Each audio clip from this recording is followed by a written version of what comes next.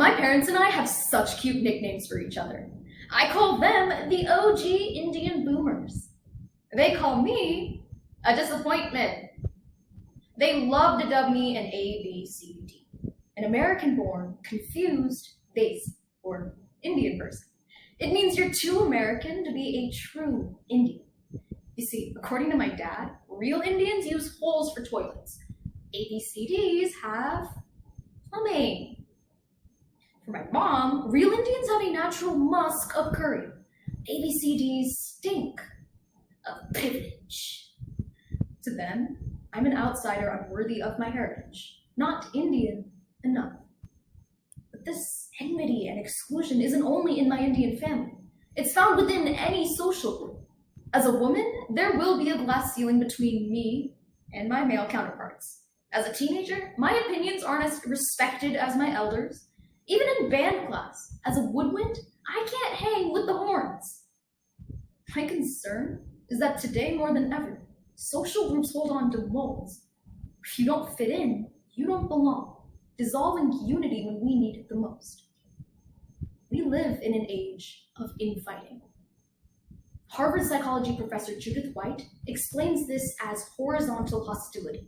Infighting within a social group where subgroups use their individual differences to fuel and dissolve the community's greater goals.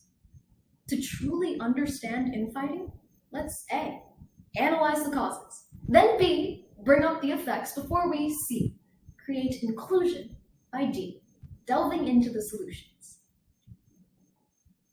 To secure elite Indian status, you have to walk to school barefoot, uphill both ways, in the snow, under a boiling hot sun, while carrying your newborn on your back. Well, it's not my fault I live in Florida, where the biggest hill is about yay high, and the only snow I know is my dandruff. Harvard psychology professor Ellen Langer explains that the cause of horizontal hostility is divisiveness over seemingly small differences. Religious factions argue over ideologies even though they share the same founding principles. Factions of political parties argue over policies even though they share the same core platform. Even hot dog fanatics fight about whether it's a sandwich or a taco, to which the answer is obvious. It's gross. Professor of sociology at Wagner College, Laura Martacci, explains that while these differences may appear minor to outsiders, to insiders, it's treason. Small differences cause great divides. For example, when Heather McCallum, the first deaf woman, was crowned Miss America, instead of celebrating history being made, deaf activists complained that since she doesn't use American Sign Language, she wasn't deaf enough.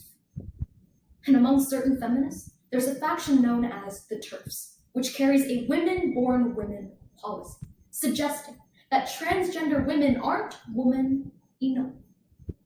Not deaf enough, not woman enough, not Indian enough. In our society, so many people are cast off from their communities as not enough. Indian parents really know how to hit it where it hurts. Exhibit A, the simple yet painful question.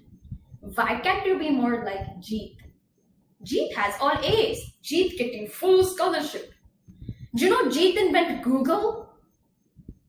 I get that it's good intentioned encouragement, but at its worst, infighting leads to harmful effects.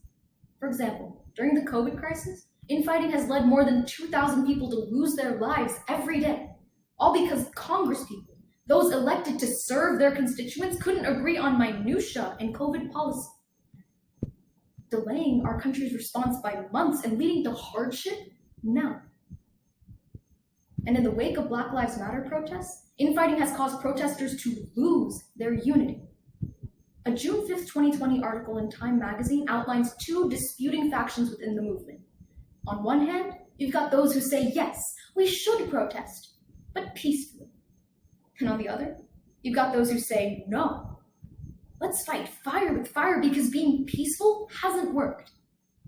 But isn't it hypocritical to label one faction too violent when just a few weeks ago people were storming the streets with rifles to demand their right to get a haircut? And lastly, infighting has caused us as Americans to lose our liberty. State leaders have imposed curfews. Police increasingly attack protesters just exercising their rights. Our own president has declared war on his own people, deploying troops across the country. It's us against the government against us, it's us against each other. I don't mean to simplify the coronavirus, police brutality, and systemic racism, but my point is that, like COVID, infighting is a social virus. It infects our communities, attacks, and destroys. We may even think we're asymptomatic to it, but infighting is still a painful reality. And I know that kind of pain. Yeah, I joke, but I'm not kidding about my family's mindset. Both sides grew up on the same street for 5 generations. Kadialas come from literally nothing. My dad grew up in 700 square feet with 9 other people. 9 people in what's the size of my bedroom. And my mom? She lost her parents when she was 10. Yet they still studied 16 hours a day, sometimes under streetlights when they couldn't afford electricity. My mom would use chalk on her cement floor to solve physics equations, and my dad would stand outside classes he wasn't even enrolled in, just to get a little bit ahead. Also, they could come and give me more. Out of 2 million applicants, they won the only 2 visas, came to the US, and then won 2 more awards. Me and my sister. And yeah, we lived in America, but they still pushed us to live like Kadialas.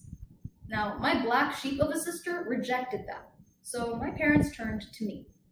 I had to be the perfect brown sheep. They signed me up for Indian classical dance, flute, speech, dance, everything. And I disappointed them because I couldn't always give them what they wanted, and I couldn't ever live up to who they were.